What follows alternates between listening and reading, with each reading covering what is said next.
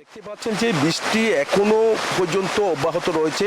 গতকাল থেকে যে থেমে থেমে বৃষ্টি, যে সকাল থেকে আবারও কিন্তু ভারী বর্ষণ আমরা লক্ষ্য করছি। চট্টগ্রাম থেকে যে কক্সবাজার ট্রেন রুটে দেখতে পাচ্ছেন, রেল রুটে ট্রেন চলাচল এখনো পর্যন্ত বন্ধ রয়েছে। তো রেল প্রতিমন্ত্রী সেই জায়গা যেখানে জলাবদ্ধতার কারণে ট্রেনের বিটের উপরে যে পানি উঠছিল গতকাল, তার কারণে কিন্তু পর্যটন এক্সপ্রেস কিন্তু আটকা পড়েছে।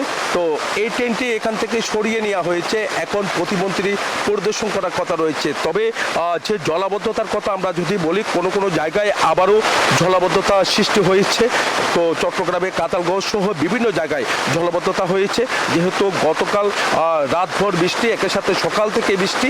আর পাহাড়ে যারা বসবাস করছেন তাদেরকে কিন্তু নিরাপদ স্থানে সরিয়ে নেওয়ার জন্য জেলা প্রশাসন চেষ্টা করছেন, তাদেরকে মাইকিং করে এমনকি তাদেরকে আশ্রয়কেন্দ্রে সরে যাওয়ার জন্য চেষ্টা করা হচ্ছে।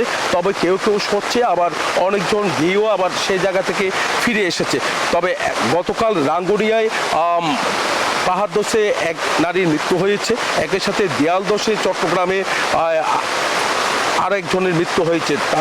তাহলে দুজনের মৃত্যু হয়েছে। আরও এরকম প্রাণহানি যেন না হয় সেদিকে প্রশাসন সতর্ক অবস্থা রয়েছে। আবহাওয়া অধিদপ্তর বলছে বৃষ্টি আরও 10 থেকে 7 দিন পর্যন্ত অব্যাহত থাকতে পারে, এরকম কথা বলছেন আবহাওয়া অধিদপ্তর। তবে থেমে থেমে বৃষ্টি হবে।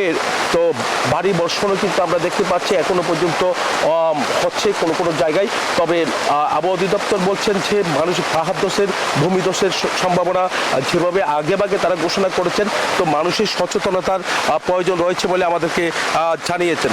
আমরা জেলা প্রশাসকের সাথে কথা বলেছি, তারা বলছেন যারা পাহাড়ে বসবাস করছেন তাদেরকে নিরাপদ স্থানে সরিয়ে নেওয়ার জন্য তাদের যে চেষ্টা, ম্যাজিস্ট্রেটরা কিন্তু বিভিন্ন জায়গায় সেখানে যাচ্ছে, সেই জায়গায় কিন্তু আসলে তাদেরকে সরিয়ে নেওয়ার জন্য তারা চেষ্টা করছেন। এই ছিল আমার এখানকার সর্বশেষ। ফিরে যাব, আমার সহকর্মী অপেক্ষা করছেন বান্দরবনে সম্রাটের কাছে।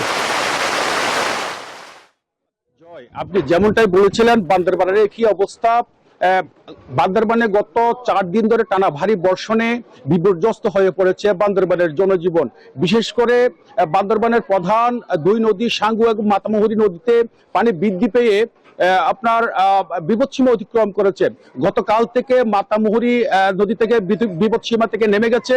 গত রাত থেকে বান্দরবানের সাঙ্গু নদীর পানি পাহাড়ি ঢলে বৃদ্ধি পেয়ে বান্দরবানের নিম্নাঞ্চল প্লাবিত হচ্ছে।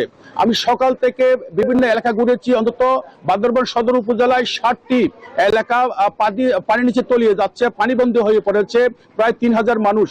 পানিবন্দী হওয়া লোকজন ইতিমধ্যে গত রাত থেকেই বান্দরবানের বিভিন্ন উঁচু দালান এবং আশ্রয় কেন্দ্রে ছুটছে।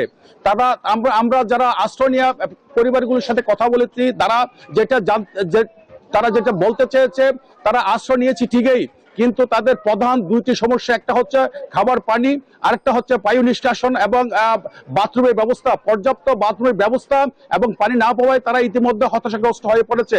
আমরা ইতিমধ্যে জেলা প্রশাসনের সাথে কথা বলেছি, জেলা প্রশাসন যেটা জানিয়েছে, একটু পরেই পৌরসভা এবং জেলা প্রশাসনের উদ্যোগে এবং সেনাবাহিনী যে বিশুদ্ধ পানি বিশুদ্ধকরণ ট্যাবলেট, ঔষধ এবং বিভিন্ন খাবার দাবার নিয়ে তারা ইতিমধ্যে আশ্রয় কেন্দ্রের দিকে আসবে। এছাড়াও আরেকটা বিষয় জানিয়ে রাখি, সাঙ্গু নদীর উজানে যদি ভারী বৃষ্টি হয় তাহলে সদর এলাকায় এটার প্রভাব ফেলে, যার ফলে গত রাতে ভারী বর্ষণের ফলে বান্দরবানে প্লাবিত হয়েছে। এই ছিল আবার বান্দরবান থেকে সর্বশেষ তথ্য। ফিরে যাচ্ছি স্টুডিওতে। Meghla. Bashundhara public school and college 2026 শিক্ষাবর্ষে ভর্তি চলছে।